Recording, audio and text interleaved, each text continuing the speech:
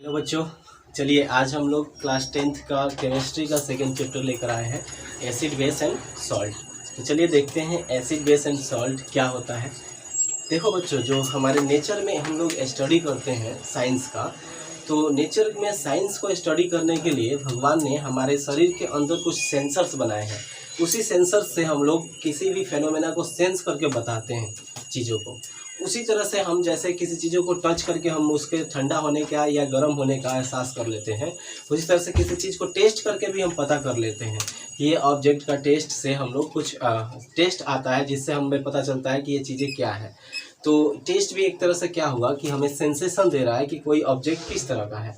तो स्टार्टिंग में हम लोग जो मटेरियल को स्टार्टिंग में डिस्ट्रीब्यूट किया गया था, उसको 3 पार्ट में डिस्ट्रीब्यूट किया गया था, एसिड बेस एंड सॉल्ट। ये तीनों पार्ट क्या है इसको हम लोग डिटेल्स में आएंगे, लेकिन उससे पहले हम लोग समझ लेते हैं कि जो भी केमिस्ट्री में एलिमेंट्स हमारा प्लांट्स और एनिमल्स से मिलता है।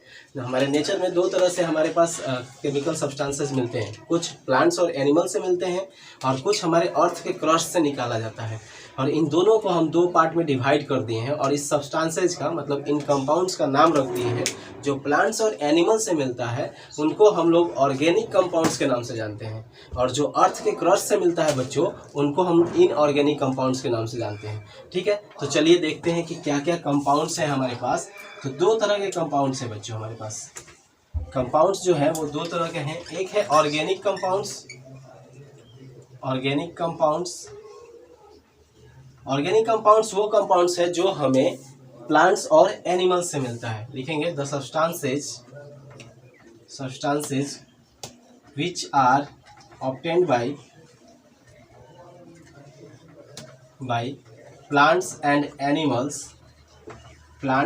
Animals are called organic compounds. ऐसे सब्सटेंसेज को ऑर्गेनिक कंपाउंड्स के कैटेगरी में हमने रखा है। उसी तरह से दूसरा जो हमारा है कंपाउंड्स, उसको बोलते हैं inorganic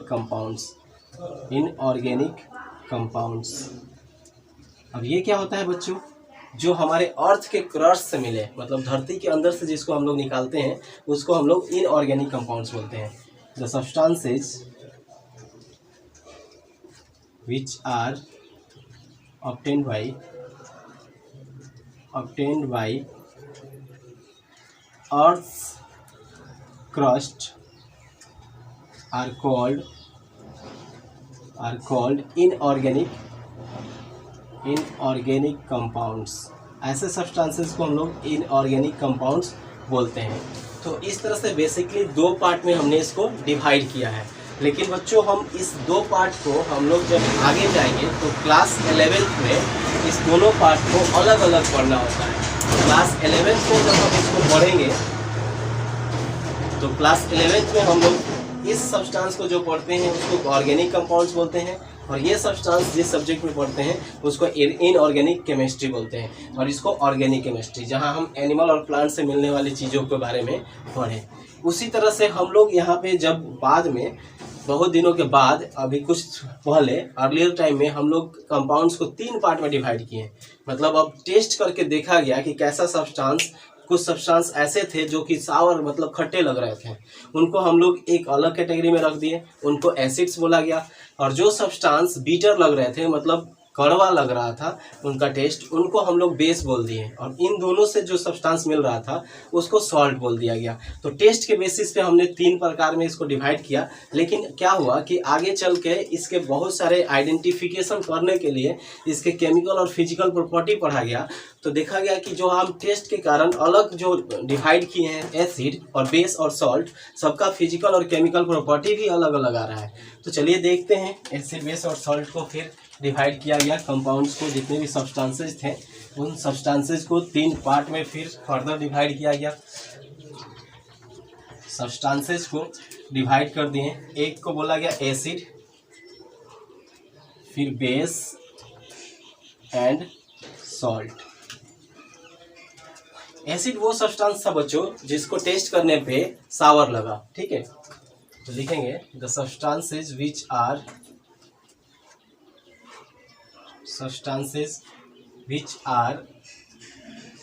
sour in taste in taste are called acid। मतलब जो भी सावर लगे, जैसे आप लेमन खाते हो सावर लगता है, ऑरेंज सावर लग रहा है, ठीक है, आप इमली खाते हो फर्मेंट, ठीक है, ये सब जो है क्या है, एसिड्स है। इमली का नाम सुन के सबके मुंह में पानी आ गया होगा।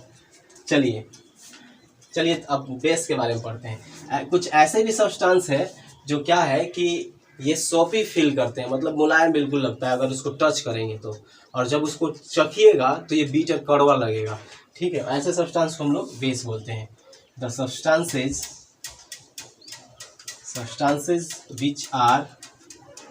which are bitter in taste and soapy on touch are called base. ऐसे सब्सटेंस को हम लोग बेस बोलते हैं जो कि क्या हो, बीटर लगे, कड़वा लगे। बेटर नहीं समझ लेना बच्चों, ये बीटर है मतलब कड़वा लगे। जैसे इसके एग्जांपल में आपने बीटर का आर्ट तो खाया होगा आपने, लौकी, लौकी बोलते हैं इसको हम लोग अपने भाषा में। अब आपके यहाँ क्या बोला जाता है पता नहीं। अब इसको इसमें कुकुम्बर भी आ जाएगा बच्चों, ककड़ी, कुकुम्बर हो गया। वॉशिंग सोडा का नाम सुने होंगे आप लोग, वॉशिंग सोडा या बेकिंग सोडा, ठीक है। अब इसको खाना नहीं वॉशिंग सोडा को, क्योंकि ये बहुत ही कड़वा लगता है। तो इस तरह से हम लोग एसिड और बेस को टेस्ट के बेसिस पे डिफाइन कर दिए।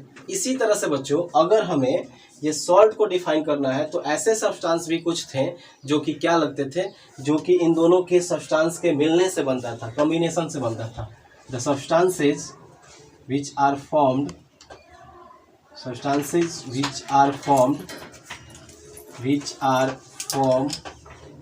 after reaction of acid and base are called salt, ठीक है। ये टेस्ट में कैसा होता थे, सॉल्टी होता था। ये सब्सटेंसेस जो थे सॉल्टी इन टेस्ट, मतलब इनका क्या है कि ये मिलाने के बाद आपको क्या होगा कि एक खट्टा सब्सटेंस और एक कड़वा दोनों को मिला दिए तो एक अलग ही टेस्ट आ जाता है, और वो सॉल्टी टेस्ट होता है।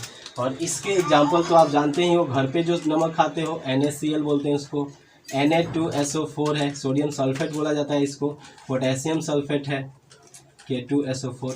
ऐसे बहुत सारे सॉल्ट हैं, इस चैप्टर में डिटेल में पढ़ना है। ये जस्ट एक छोटा सा इंट्रोडक्शन है इन तीनों से रिलेटेड। अब हम लोग एसिड के बारे में थोड़ा डिटेल में पढ़ेंगे।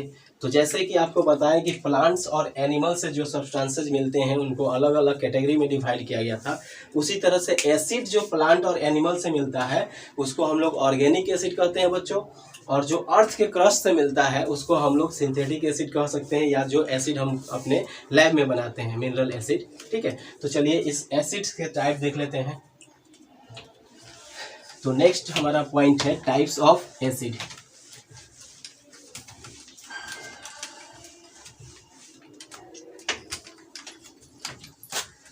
Types of acid. तो देखिए कुछ एसिड है, ऑर्गेनिक एसिड सबसे पहला है हमारा ऑर्गेनिक एसिड, ठीक है। और एक टाइप है बच्चों इनऑर्गेनिक, या इसी को मिनरल एसिड भी बोलते हैं, इनऑर्गेनिक और मिनरल एसिड, ठीक है। अब जो एसिड हमें प्लांट्स और एनिमल्स से मिले उसको हम लोग ऑर्गेनिक एसिड बोलते हैं, और जो हमें इनऑर्गेनिक एसिड्स होता है वो कहाँ से मिलता है, वो हमारे अर्थ के क्रस्ट से मिलेगा। मतलब अर्थ के क्रस्ट से निकाला जाता है और लैब में ले जाकर प्रिपेयर किया जाता है। मतलब जरूरी नहीं है कि अर्थ के क्रस्ट से मिला तो एसिड के फॉर्म में ही निकले, वो मिल जाने के बाद हम उसको लैब में ले जा करके उसको बनाते हैं, और बना करके जो भी हमारे पास एसिड मिलता है वो मिनरल एसिड कहलाता है। तो चलिए देखते हैं क्या है। ऑर्गेनिक एसिड को कैसे लिख सकते हैं बच्चों, लिखेंगे the acids which are obtained by plants and animals are called organic acid। Organic acid, ठीक है। जो भी प्लांट्स और एनिमल्स से मिलता है उसको हम लोग ऑर्गेनिक एसिड कहते हैं। ऑर्गेनिक एसिड का भी एग्जांपल में सोर्सेज वगैरह लिखवाएंगे आपको। इनऑर्गेनिक एसिड को देख लेते हैं बच्चों क्या होगा। ऐसे acid, the acids which are found या फिर which are obtained by earth's crust और prepared in laboratory are called inorganic acid। ऐसे एसिड को हम लोग क्या बोलेंगे बच्चों? इनऑर्गेनिक एसिड, जिसको हम लोग लैब में प्रिपेयर करें, ठीक है। ऐसे एसिड्स का एग्जांपल लिख सकते हो आप। हाइड्रोक्लोरिक एसिड HCl, ठीक है, HNO3 लिख सकते हो, H2SO4, sulphuric acid, nitric acid, इसको क्या बोलते हैं बच्चों? Nitric acid. और ये क्या है? हाइड्रोक्लोरिक, ये तो जानते ही होंगे। और इसको बोलते हैं सल्फ्यूरिक एसिड, ठीक है। तो ये आप जानते होंगे। अब इसमें क्या है बच्चों कि जनरली देखा गया है कि इनऑर्गेनिक जो मिनरल्स होते हैं या इनऑर्गेनिक एसिड्स जो होते हैं वो आपको ज़्यादा स्ट्रॉन्ग होते हैं। मतलब स्ट्रॉन्ग का हम पढ़ाएंगे तो स्ट्रॉन्ग होते हैं। और ये देखा गया है कि जनरली वीक होते हैं। तो लिख लेंगे organic acids are generally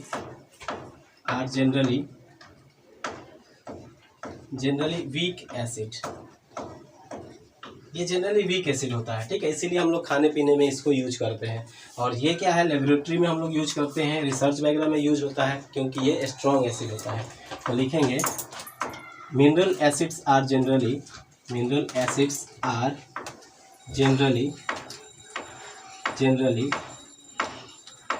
strong acid. लेकिन एक बच्चों एक H2CO3 है, कार्बोनिक एसिड जो है वो स्ट्रॉन्ग एसिड नहीं है, ये वीक एसिड है बच्चों, वीक एसिड है। मतलब इसमें एक्सेप्शन एक आ गया, यही वीक एसिड में कार्बोनिक एसिड, ठीक है। तो इसको याद रखिएगा, कार्बोनिक एसिड इसमें एक वीक एसिड है। अब वीक एसिड आप ऐसे पहचान सकते हो, जहाँ भी कार्बन आ जाए ना वो समझ लेना आपकी वीक एसिड है, ठीक है। चलो इसको हम लोग ऊपर लिख लेंगे, इसको कार्बोनिक एसिड को यहाँ पे लिख देते हैं, ठीक है। नोट में लिख लीजिए H2CO3 यानी कार्बोनिक एसिड, इसका नाम क्या है? Carbonic acid is a weak acid, ठीक है। तो ये एक वीक एसिड होता है, ठीक है। अब चलिए हम लोग नेक्स्ट पॉइंट पढ़ते हैं कि आखिर कौन कौन सा सोर्स है जिससे ऑर्गेनिक एसिड मिलता है। तो चलिए ऑर्गेनिक एसिड के बारे में पढ़ लेते हैं बच्चों।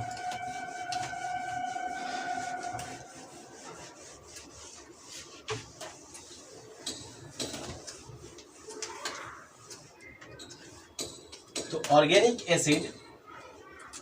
ऑर्गेनिक एसिड्स का सोर्स क्या क्या है? सोर्सेज ऑफ ऑर्गेनिक एसिड, ठीक है। क्या क्या सोर्स है इसके बारे में हम लोग पढ़ते हैं। मतलब किन किन चीज़ों से मिलता है, आपके आसपास ये चीज़ें मिल सकता है। तो देखिए क्या क्या सोर्सेस है और कौन सा एसिड पाया जाता है। तो देखिए सबसे पहला सोर्स हम लोग देख लेते हैं टोमेटो। अब टमाटर तो आपके आसपास होगा ही, टोमेटो। अब वो भी खट्टा लगता है, और खट्टा लगता है तो इसमें कुछ ना कुछ एसिड होगा, तो ऑक्जेलिक एसिड होता है बच्चों। टोमेटो के अंदर ऑक्जेलिक एसिड पाया जाता है। उसी तरह से एप्पल है, अगर एप्पल कच्चा है तो वो भी खाने में आपको खट्टा लगेगा, और इसके अंदर जो एसिड पाया जाता है मैलिक एसिड बोला जाता है, ठीक है। लेमन वगैरह है, लेमन या ऑरेंज, इनके अंदर एसिड होता है सिट्रिक एसिड पाया जाता है। मतलब ये भी खट्टा होता है, लेकिन इस एसिड के कारण खट्टा होता है। तो ये सब क्या है? Organic acid. इसके अलावा टर्माइन जो है, इमली। सर क्या कर रहे हो? बार बार आप इमली बोल रहे हो। हम लोगों को तो लालच सा आ रहा है, अभी वीडियो बंद करके जाएंगे इमली खाने। चलिए टर्मरिक एसिड होता है इसमें बच्चों, एसिड, ठीक है।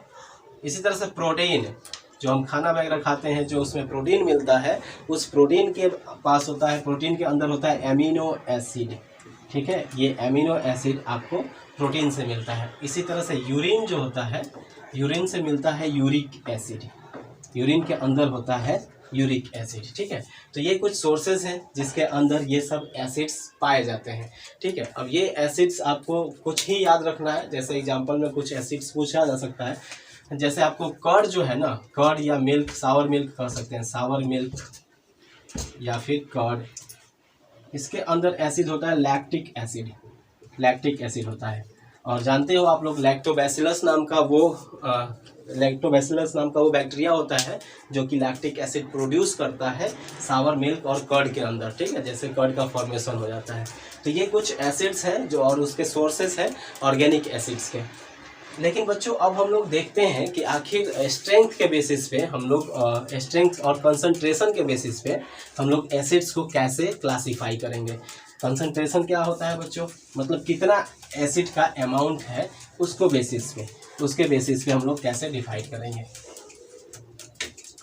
तो चलिए, types of acid on the basis of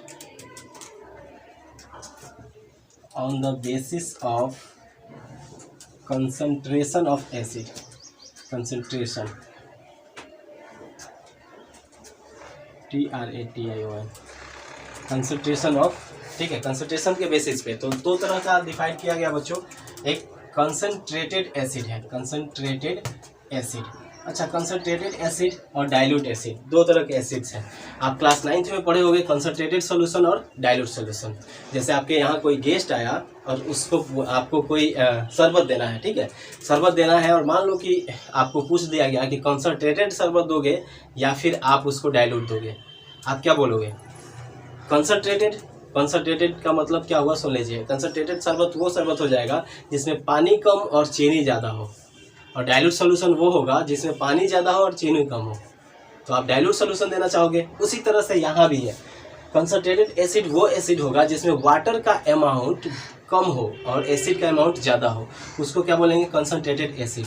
और डाइल्यूट एसिड किसको बोलेंगे? जिसमें वाटर का अमाउंट ज़्यादा हो और चीनी का अमाउंट यानी कि एसिड का अमाउंट कम हो, उसको क्या बोलेंगे? Dilute acid. तो बस जैसे आपको सॉल्यूशन लिखते थे, यहाँ पे एसिड लिख देना है। The acid in which amount of water is more than the amount of acid, amount of water is less होगा ना इसमें बच्चों, less than amount of acid is called concentrated acid। Treated acid मतलब वो acid जिसमें water का amount क्या हो? कम हो और एसिड ज़्यादा हो, ऐसे एसिड को हम लोग क्या बोलते हैं? Concentrated acid. ये कंसंट्रेटेड एसिड हुआ, ठीक है। चलो अब नेक्स्ट है हमारा दूसरा टाइप का एसिड है डाइल्यूट एसिड। डाइल्यूट एसिड, चलिए, तो डाइल्यूट एसिड क्या होगा? जस्ट इसका उल्टा, जिसमें एसिड का अमाउंट कम हो और वाटर का अमाउंट ज़्यादा हो। डाइल्यूशन का मतलब यही होता है जिसमें वाटर ज़्यादा हो और एसिड कम हो। The acid in which amount of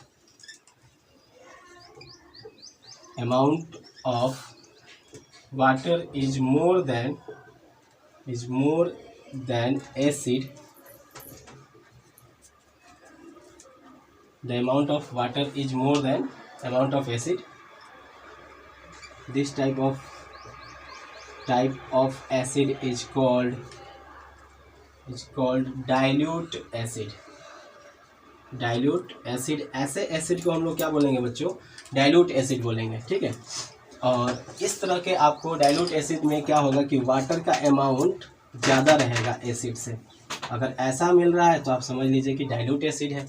और इसके आप देखोगे कि कभी इसमें लिखा रहेगा डाइल्यूट एसिड, तो ऐसे लिखा रहेगा डाइल्यूट HCl, डाइल्यूट H2SO4। तो आपको इसी से समझ लेना है कि ये जो HCl है या H2SO4 है, इसमें वाटर का अमाउंट जो है वो ज़्यादा है एसिड से, इसीलिए इसको डाइल्यूट एसिड कहा जा रहा है, ठीक है। अब चलिए हम लोग देखते हैं बच्चों कि आखिर डाइल्यूशन कैसे कर सकते हैं, मेथड ऑफ डाइल्यूशन क्या है। और ये सिलेबस के हिसाब से इम्पोर्टेंट हो जाता है कि किसी एसिड को डाइल्यूट कैसे बनाओगे आप, ठीक है। थोड़ा शोर शराबा होता है, आपको उसका एडजस्ट करना होगा। चलिए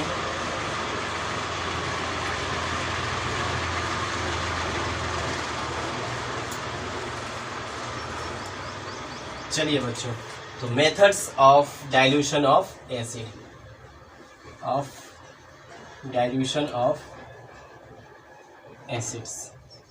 एसिड का डाइल्यूशन करने का, डाइल्यूट करने का, डाइल्यूट बनाने का क्या मेथड है, तो चलिए देख लेते हैं। तो मेथड क्या है, देखिए फर्स्ट मेथड है कि आपको एक बीकर दे दिया गया, ठीक है, और इस बीकर के अंदर आपको एसिड दे दिया गया, ठीक है, इसके अंदर एसिड है और आपको क्या करना है, इसके अंदर मान लीजिए HCl दे दिए, हाइड्रोक्लोरिक एसिड है, ठीक है, पूरा हाइड्रोक्लोरिक एसिड है, और आपको कहा गया कि आप छोटे से थोड़ा सा इसमें मिलाइए, मान लीजिए वाटर, ये इसमें क्या है, वाटर है, तो आप वाटर ड्रॉप वाइज ऐसे मिला रहे हो, एक एक ड्रॉप करके इसमें वाटर मिला रहे हो। एक मेथड ये हुआ। दूसरा मेथड क्या है कि आपके पास रहेगा बीकर के अंदर वाटर, आपके पास बीकर के अंदर क्या रहेगा बच्चों, वाटर, यहाँ रहेगा वाटर, और आपको दे दिया जाएगा एसिड, कि आप एसिड जो है वो मिलाइए, इसमें एसिड मिलाइए, जैसे हाइड्रोक्लोरिक एसिड दे दिए, HCl एसिड दे दिए, और इसको ड्रॉप वाइज आपको मिलाना है इसमें। आप कौन सा मेथड प्रेफर करोगे?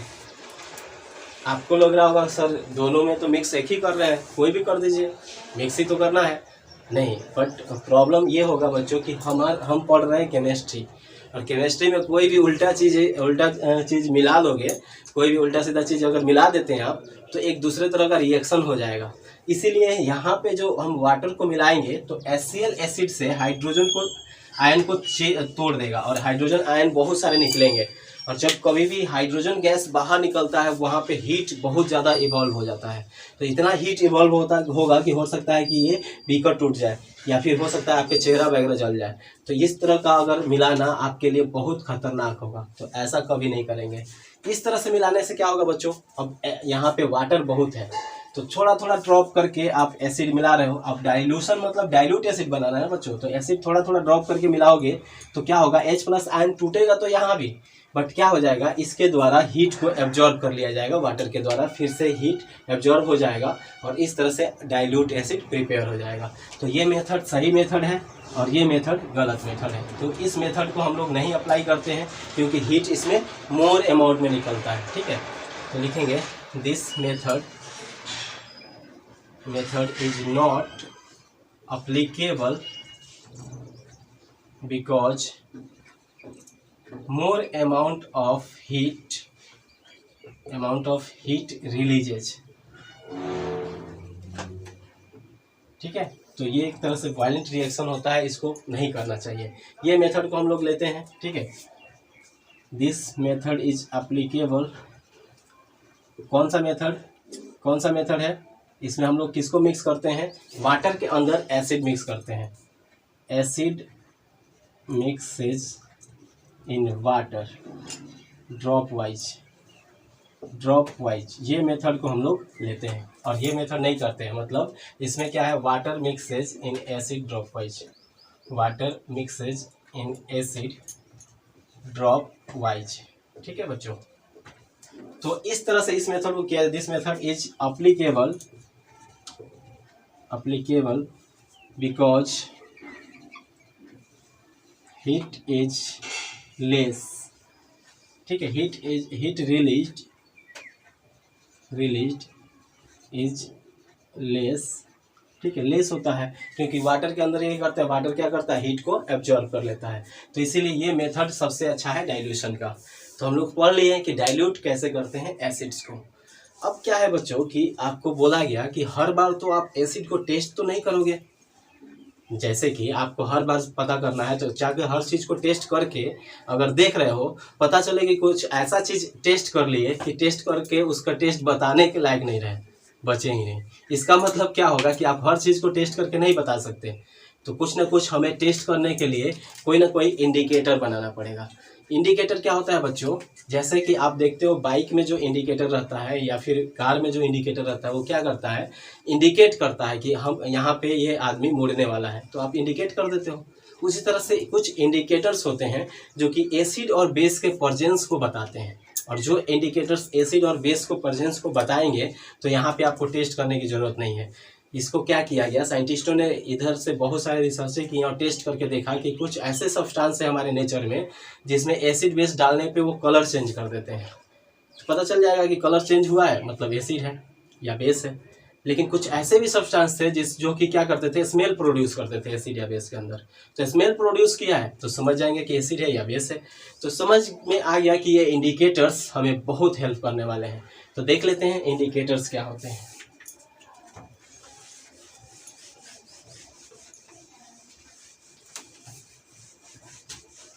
तो चलिए इंडिकेटर्स क्या होते हैं।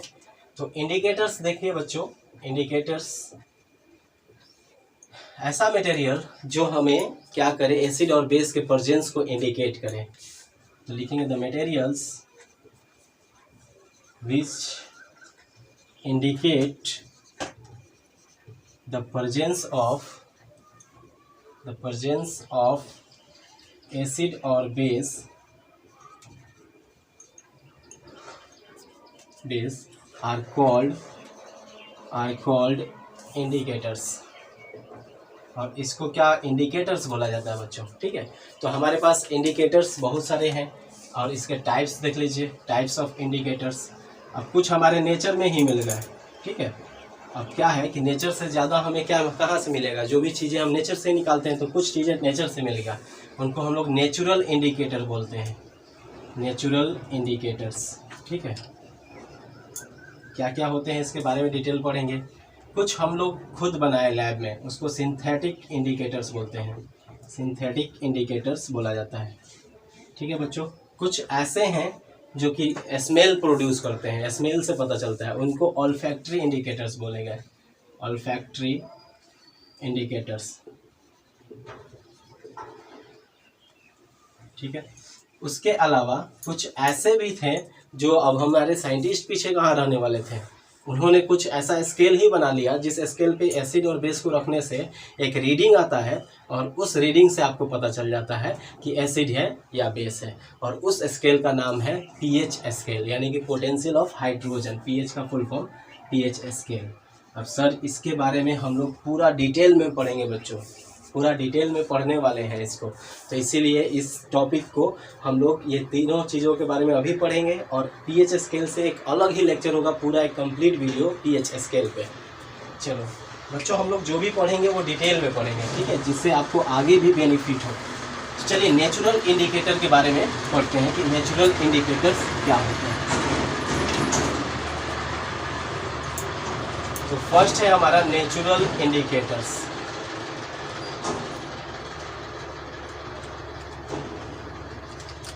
नेचुरल इंडिकेटर्स क्या होता है बच्चों, ध्यान से सुनिए। कुछ ऐसे इंडिकेटर्स हैं जो क्या करते हैं, एसिड और बेस को इंडिकेट करते हैं और हमारे नेचर में पाए जाते हैं। मतलब लिख सकते हैं the indicators which are obtained by, which are found in nature are called natural indicators, इनको हम लोग नेचुरल इंडिकेटर्स बोलते हैं बच्चों, ठीक है। अब नेचुरल इंडिकेटर्स क्या है, तो इसमें आपको सबसे अच्छा एग्जांपल है, इसके एक एग्जांपल में देखते हैं कि नेचुरल इंडिकेटर्स एक है आपको लिटमस सॉल्यूशन ले लीजिए, लिटमस पेपर ले लीजिए। तो सबसे पहले कि ये लिटमस सॉल्यूशन होता क्या है बच्चों, तो देखिए लीचेन का एक प्लांट होता है, उस लीचेन के प्लांट से ये कहाँ से पाया जाता है, फाउंड बाय लीचेन प्लांट। अगर आप बायोलॉजी पढ़े होंगे तो आपको पता होगा किस कैटेगरी में आता है, ठीक है, किस किंगडम के अंदर आ जाता है। ये थाइलोफाइटा कैटेगरी में आता है, ठीक है, थाइलोफाइटा कैटेगरी का ये प्लांट है। और ये लीचेन प्लांट से ही हम लोग लिटमस सॉल्यूशन बनाते हैं। उस प्लांट को लाते हैं और उसको निचोड़ करके उसका रस निकालते हैं और उसके रस को ही हम लोग क्या बोलते हैं, लिटमस सॉल्यूशन। अगर पूछा जाए कि इसका खुद का नेचुरल कलर क्या है बच्चों, मतलब स्टार्टिंग में ही इसका खुद का कलर क्या होगा, तो नेचुरल कलर होता है इसका पर्पल, याद रखना बच्चों, इसका नेचुरल कलर क्या होता है, पर्पल कलर का होता है। किससे मिलता है, लीचेन प्लांट से पाया जाता है। किससे पाया जाता है, लीचेन प्लांट से, ठीक है। और इसमें किस कैटेगरी में, थाइलोफाइटा, ये नहीं पढ़ना है, ये तो बायोलॉजी में आप पढ़े होंगे। नेचुरल कलर याद रखना पर्पल कलर का होता है। और कैसे इंडिकेट करता है, तो एसिड और बेस को कैसे इंडिकेट करेगा, देख लो बच्चों। तो देखिए नेचुरल इंडिकेटर्स जो है लिटमस सॉल्यूशन। अच्छा, लिटमस सॉल्यूशन, आप लिटमस पेपर का भी नाम सुने होंगे बच्चों। अब क्या करते हैं, सॉल्यूशन रखे हैं, लिटमस सॉल्यूशन रखे हैं और एक पेपर को ले जा करके इसके अंदर ऑब्जर्व करा देते हैं और वो पेपर क्या करता है, पूरा ऑब्जर्व कर लेता है इस सॉल्यूशन को। तो पूरी तरह से ऑब्जर्व करके चारों तरफ बराबर मात्रा में चला गया तो वही पेपर लिटमस पेपर बन जाता है। तो लिटमस पेपर या लिटमस सॉल्यूशन क्या करता है, जब इसको नेचुरल कलर तो पता चल गया, जब एसिड में डालते हैं तो एसिडिक सॉल्यूशन के अंदर देखिए इसका कलर कैसे चेंज होता है, ये रेड में कन्वर्ट हो जाता है, ब्लू से रेड में कन्वर्ट हो जाता है। और बेसिक सॉल्यूशन में जब डालते हैं तो ये कैसा कन्वर्ट हो जाता है बच्चों, ब्लू कलर में, ठीक है। तो अगर ब्लू कलर में चेंज हो रहा है तो समझेंगे कि वो बेस है, और रेड में चेंज हो रहा है तो एसिड है। ये एक नेचुरल इंडिकेटर हो गया। इसके अलावा आप टर्मेरिक जानते होंगे, हल्दी, टर्मेरिक भी एक नेचुरल इंडिकेटर्स है। जब कभी आपके कपड़ों पे खाना वगैरह गिर जाता होगा, जैसे आप कभी शादी वगैरह में गए, खूब खा लिए या खड़ा होकर खा रहे हैं तो गिरा लिए, और जब गिरा लिए तो जब आ करके उसको साफ़ करेंगे तो जैसे उसमें साबुन लगाएंगे तो उसका कलर चेंज हो जाता है, ब्राउन कलर का चेंज हो जाता है। बोलोगे कि सर हमें कैसे पता, हमें तो पता ही नहीं है, मम्मी साफ़ करती है। तो एक बार गिराओ और जा करके फिर साफ़ करो, ठीक है, और फिर मम्मी से पिटाओ। तो टर्मेरिक का एसिडिक के अंदर कोई कलर चेंज नहीं होता है, मतलब इसका जो येलो कलर है वही रहेगा, बट इसके अंदर लेके जाते हैं तो ब्राउन कलर का चेंज हो जाता है।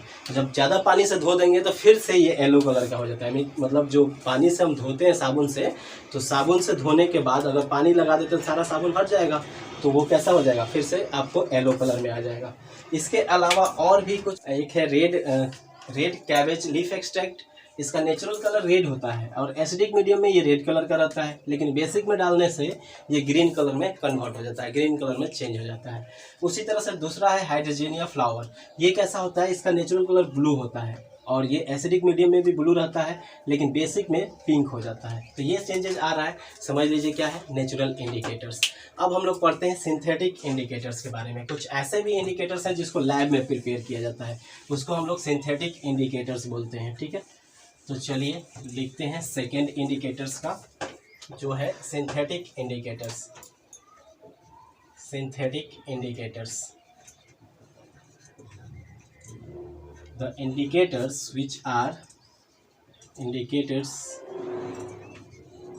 which are prepared in laboratory are called synthetic indicators।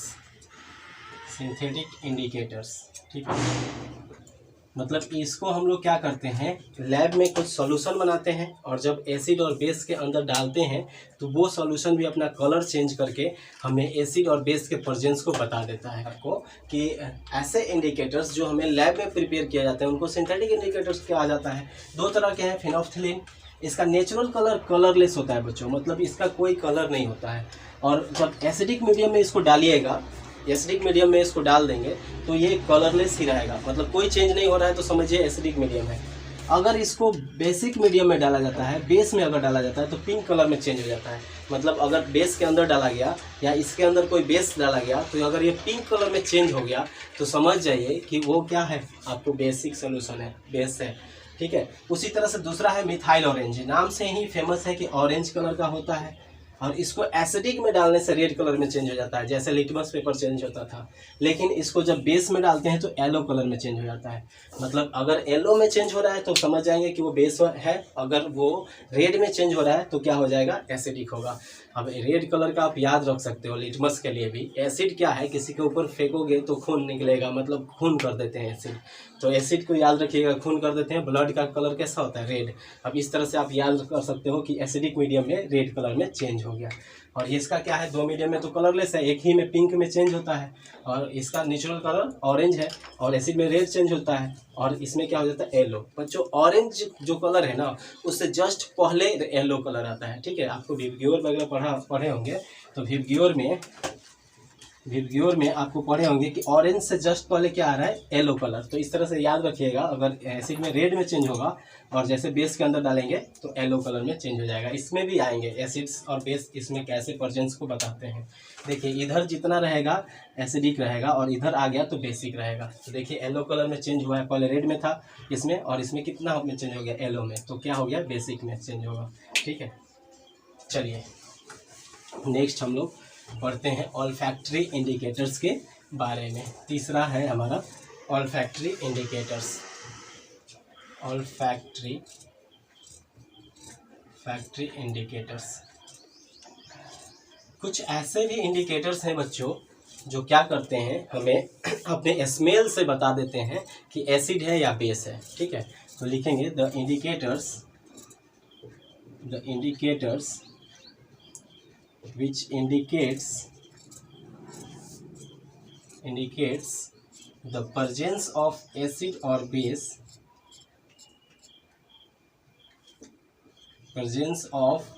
or base by smell are called olfactory indicators। ऐसे इंडिकेटर्स को हम लोग olfactory indicators के नाम से जानते हैं बच्चों, ठीक है। मतलब ये क्या होंगे कि एसिड और बेस के प्रेजेंस को बता देंगे। जस्ट कैसे बता सकते हैं बच्चों, ये जस्ट स्मेल करके, जैसे ओनियन है, ठीक है। ओनियन है, इसके एग्जांपल में ओनियन लिख सकते हो आप। तो ओनियन का अगर आप देखोगे कि एसिडिक के अंदर डालेंगे और बेसिक के अंदर डालेंगे तो क्या होगा। आप क्या करो कि प्याज लो और उसको क्या करो, ग्राइंडर में पीस करके, और आप क्या कीजिए कि उसको किसी कपड़े में डाल दीजिए, और कपड़े में डालने के बाद उसको क्या कीजिए कि उस कपड़े को फाड़ करके एक एसिड के अंदर डालिए और दूसरा टुकड़ा बेस के अंदर डालिए। तो जब आप एसिड के अंदर से निकाल करके उसको सूंघोगे, तो आपको लगेगा कि कुछ इसमें से स्मेल आ रहा है, लेकिन बेस के अंदर से निकाल के सूंघोगे तो कोई स्मेल नहीं आएगा। मतलब वहाँ पे स्मेल जो है वो डिस्ट्रॉय हो गया रहता है। तो यही इस तरह से पहचान जाएंगे, मतलब इसमें स्मेल करता है लेकिन इसमें स्मेल डिस्ट्रॉय हो जाता है, डिस्ट्रॉय स्मेल, ठीक है। एक तो ये हो गया। दूसरा है वेनिला, जो वेनिला एक्सट्रैक्ट है ये भी इसमें स्मेल करता है और इसमें नो स्मेल, कोई स्मेल नहीं आता है, ठीक है। और तीसरा आप जानते हो क्लोव ऑयल। क्लोव ऑयल क्या होता है, लौंग का जो तेल होता है बच्चों, वो भी स्मेल करता है। एसिडिक के अंदर स्मेल करेगा लेकिन बेसिक के अंदर स्मेल नहीं करेगा। तो ये तो आसान हो गया। अगर नहीं स्मेल कर रहा है तो क्या समझोगे कि वो बेस है, और स्मेल कर दिया तो क्या समझेंगे कि वो एसिडिक है, सिंपल सा। तो ये 3 तरह के इंडिकेटर्स थे बच्चों। कौन कौन से 3 तरह के इंडिकेटर्स हम लोग पढ़ चुके हैं अभी तक, नेचुरल इंडिकेटर्स, सिंथेटिक इंडिकेटर्स और ऑल्फैक्टरी इंडिकेटर्स। नेक्स्ट क्लास में हम लोग इसके आगे बेस के बारे में एकदम एग्जैक्ट पढ़ लेंगे। एक बात याद रखिएगा, एक बात यहाँ पे नोट में लिख देते हैं बच्चों कि जो एसिड्स होते हैं ना बच्चों, वो कोरोसिव होते हैं नेचर में। एसिड्स आर कोरोसिव, इसको बड़ा लिखते हैं नहीं तो आपको दिखेगा नहीं, corrosive in nature, so it is kept in plastic और ग्लास और प्लास्टिक के अंदर रखा जाता है। कभी भी एसिड को मेटल के अंदर नहीं रखेंगे, मेटल के अंदर रखेंगे तो जंग लग जाता है। इसीलिए इसको कोरोसिव नेचर होने के कारण इसको क्या किया जाता है, प्लास्टिक और ग्लास में रखा जाता है। ये जो हम पढ़ा रहे हैं इसके नोट्स बनाइए, और नेक्स्ट क्लास में हम आपसे मिलते हैं कुछ नए टॉपिक्स लेकर के। चलिए।